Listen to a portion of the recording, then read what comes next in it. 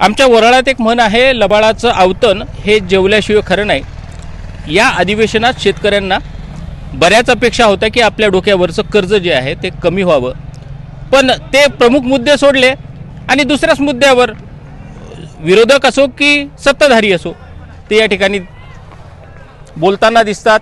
अपेक्षा होती शेतकऱ्यांना की कर्जमाफी व्हावी, कारण त्यांनी आश्वासन निवडणुकीच्या काळात दिलं होतं। काका, तुमचे प्रमुख मुद्दे राहिले आणि औरंगजेबची कबर किंवा दुसरं हत्याकांड, काय वाटते तुम्हाला? त्याचं काय आम्हाला काही कामच नाही ना त्या कांडाचं। आम्हाला जे पाहिजे तेच नाही तर काय फायदा त्याचा? हां, आम्हाला जे पाहिजे मालाले भाव पाहिजे आणि कर्जमाफीची आपल्याला योजना पाहिजे। चला, आमचं दुसरं काहीच म्हणणं नाही। आवतन दिलं होतं पण जेवायलाच नाही ठेवलं। जेवायला काहीच नाही। हां हां, गेली का तू? मग का फायदा काय आमचा? आम्हाला जेवणच भेटून नाही राहिलं तर आम्ही उपाशी पोटी किती दिवस राहणार? बरं, हे मुद्दे महत्त्वाचे आहेत का? कबर, ते हत्याकांड, काय महत्त्वाचं वाटते? सर, हे औरंगाबाद जे कबरीचं जे त्यानं न्यूजवर उठवलं आहे, संसदेत उठवलं आहे, तर ते बिलकुल हे म्हणजे शेतकऱ्याची दिशाभूल करणार आहे।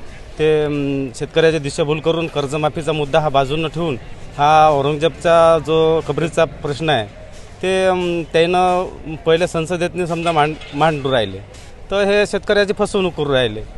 तर त्याच्या औरंगजेबच्या जे कबरीचं आहे 400 वर्षापूर्वीची याची, तर शेतकऱ्याच्या इथं 200-400 कबरी तर झाल्याच ना, ते त्यानं मांडायला पाहिजेत ना।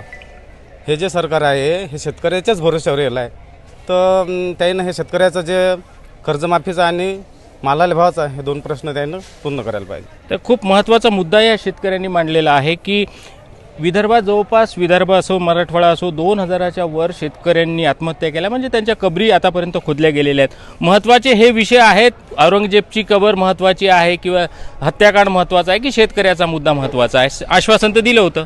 शेतकऱ्याचा सगळ्यात महत्त्वाचा मुद्दा आहे, तो त्यानं सोडवायला पाहिजे।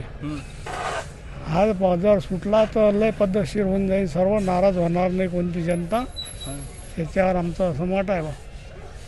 काय वाटते काका, महत्त्वाचे मुद्दे कोणते आहेत? आश्वासन दिलं होतं, हो, जे आश्वासन दिलं होतं ते पाळायला पाहिजे। बा कर्जमाफी देऊ, सोयाबीनले 6000 रुपये भाव देऊ, कुठे आहे 6000 रुपये भाव? 4000च्या वर सोयाबीन नाही चाललं, मग आश्वासन कशाला देता तुम्ही? आम्ही मागितले होते का 6000, मग तुम्ही पहिले जाहीर करता आणि नंतर मग फसवता। पहिले द्या शेतकऱ्याला, मग आम्ही पाहू काय करायचं ते, पण जे कबूल केलं ते द्यायलाच पाहिजे। बरं, हे अधिवेशनात मुद्दे जे आहेत हे मुद्दे फार महत्त्वाचे आहे की सध्या जे चर्चून राहिले? महत्त्वाचा मुद्दा शेतकऱ्याचा, तो काहीच नाही आला अधिवेशनात नाही। त्याच्यावर आशा होती शेतकऱ्याची, बा अधिवेशनात काही ना काही मार्ग निघेल, पण तसं काही झालं नाही। बँकेवाले सूचना देऊन राहिले, चक्रा मारून राहिले, कर्ज भरा कर्ज भरा। आता इकडे कर्ज भराव तर इकडे कर्जमाफी देतात का नाही देत कोणाला माहीत, पण आशेवर आहेत ना शेतकरी की भेटतील म्हणून बा। हां, तर मग कसं करायचं शेतकऱ्यांना? इकडे भाव नाही, मालाला भाव नाही, हरभऱ्याला भाव नाही, पिकही नाही झाले, आणि त्यातनी जनावराचा त्रास खूप आहे साहेब।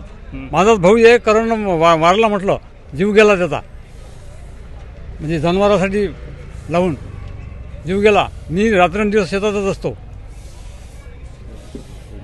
हा एक मुद्दा आहे। आणखीन एक शेतकरी आहे, ते यापूर्वी सैन्य दलात होते, आता शेतकरी आहेत। पहिले तुम्ही बॉर्डरवर रक्षण केलं, आता देशाचं अन्नाचं उत्पादन करून लोकांच्या जीवन मरणाच्या प्रश्नाकडे लक्ष देतात। काय प्रमुख मुद्दा आहे? औरंगजेबची कबर महत्त्वाची आहे की ते हत्याकांड महत्त्वाचं आहे की बीडचं हे प्रकरण महत्त्वाचं आहे? माझ्या माहितीनुसार तो प्रश्न वेगळा आहे माझ्याविषयी। बाकी शेतकऱ्यात जे आहे, मी जवळपास एक्समॅन झाल्यानंतर रिटायरमेंट घेतल्यानंतर मी शेतीमध्ये घुसलेलो आहो आणि मी माल बऱ्याच वेळा अकोला बाजारभावामध्ये म्हणजे मार्केटमध्ये आणला मी, तर मला जसं पाहिजे तसं म्हणजे योगदान नाही भेटलं। का? कारण जे हराशी करतात ते लोक स्वतः म्हणतात बोला बोला, तू काय करतं? हजामाता करतं काय? तू बोल ना भाव, पहिले तू सरकारचा माणूस आहे, बोल पहिले, त्यांना बोलायला पाहिजे। त्याला म्हणतात बोला बोला, ते म्हणतात 54, 5, म्हणजे 52च्या वर हरभरा जात नाही. का जात नाही? म्हणजे सरकारच्या घरचा राज आहे का? त्यानं बोलायला पाहिजे ना. मेन जो हराशी करते त्यानं बोलायला पाहिजे, त्याला बोलायला लावा. खूप महत्त्वाचे मुद्दे तुम्ही मांडलेले आहेत. काय वाटते तुम्हाला की सरकारनी जे आश्वासन दिलं होतं ते बजेट सत्रामध्ये खऱ्या अर्थानं उतरलं का? कोणते मुद्दे महत्त्वाचे आहेत?